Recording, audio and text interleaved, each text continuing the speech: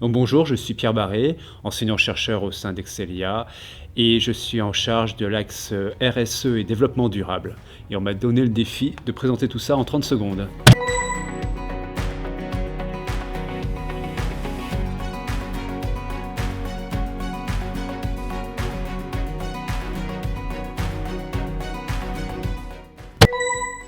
Alors, la RSE, finalement, c'est de la manière dont les entreprises vont s'approprier les enjeux du développement durable.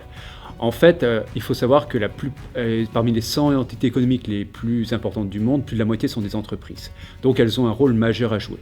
Le problème, c'est que beaucoup d'entreprises ne savent pas vraiment comment faire, elles ne savent pas s'y prendre, elles sortent à toute une série de difficultés, et il faut créer des réponses. Il faut créer des réponses, et là, c'est là qu'intervient la recherche, où on va aider les entreprises pour définir des stratégies responsables, les aider à les évaluer, et ainsi de suite.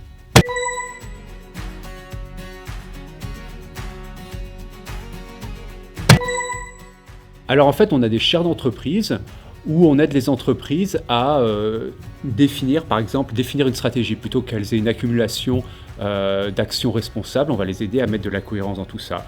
On va les aider à mettre en place un reporting extra-financier. On va les aider à mettre en place un système de comptabilité qui va intégrer les enjeux sociaux et environnementaux. Et en fait, ce travail, c'est à la fois des chercheurs qui le font, mais aussi on mobilise des étudiants à travers ce qu'on appelle des consultancy projects, où des étudiants vont par exemple accompagner une entreprise dans son dialogue avec des parties prenantes.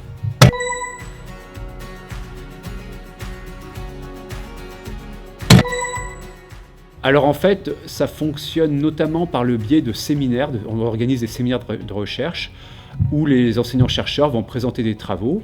Dans ces séminaires aussi, on va faire venir des chercheurs d'autres universités, d'autres écoles de commerce, qu'elles soient en France ou à l'étranger. Ils vont présenter leurs travaux, on va en discuter. Finalement, la recherche, l'animation de la recherche en RSE, c'est organiser du dialogue.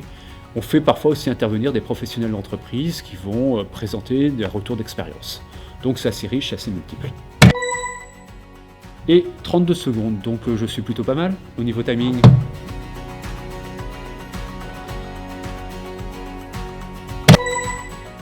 Alors le rapport du GIEC, c'est vraiment la sonnette d'alarme, hein. Ça s'inscrit dans le prolongement du rapport Meadows qui a désormais 50 ans. Et ces rapports établissent clairement la responsabilité de l'homme dans le réchauffement climatique, mettent en évidence l'ensemble des conséquences que ça aura, à la fois des famines, des phénomènes migratoires importants, des inondations, des guerres à terme pour s'approprier les terres les plus rentables. Et donc, ça souligne vraiment l'importance de cet enjeu qu'est le développement durable et la manière dont les entreprises doivent s'en emparer. Et la manière dont les entreprises doivent s'en emparer, on l'a vu, c'est finalement mettre en place des démarches responsables.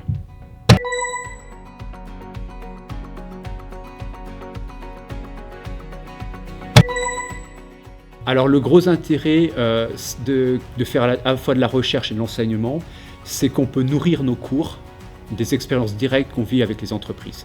En fait, il faut avoir en tête que la RSE est un domaine qui évolue très rapidement, à ce qui était vrai il y a 10 ans ne l'est plus aujourd'hui. Un manuel de RSE, quand il sort, il est déjà dépassé. Donc nous, le fait de faire de la recherche, notamment de la recherche-intervention, ça fait que moi, mes étudiants, je peux leur dire, hier dans l'entreprise, concrètement, ils se posaient telle question, et voilà la manière dont on a élaboré une réponse.